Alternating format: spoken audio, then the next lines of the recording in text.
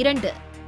வாக்காளரின் இடது கை ஆள்காட்டி விரலில் நகத்திற்கும் நகத்தோலிற்கும் இடையே அழியாத மை, அதாவது இன்டெலிபிள் இங்க் வைக்க வேண்டும்.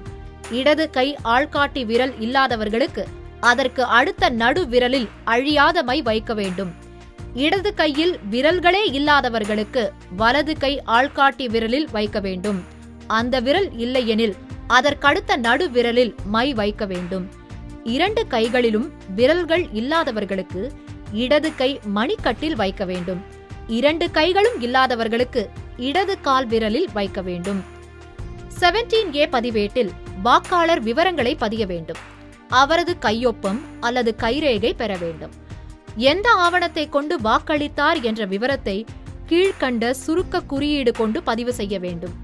Passport PPT, driving licence DL, government department ID card SID, bank post office passbook PB, PAN card PC, NPR smart card SC, MGNREGS job card, health insurance smart card HIS, pension document PD, MPs, MLAs, MLCs ID card OID, Aadhaar card AC.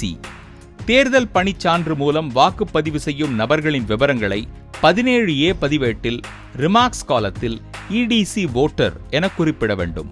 அதன்பின் அவர் வாக்காளருக்கு voter slip வழங்க வேண்டும். அதில் 17A பதிவேட்டில் குறிப்பிட்டுள்ள வரிசை எண்ணையும் வாக்காளர் பட்டியலில் இடம்பெற்றுள்ள வரிசை எண்ணையும் குறிப்பிட வேண்டும்.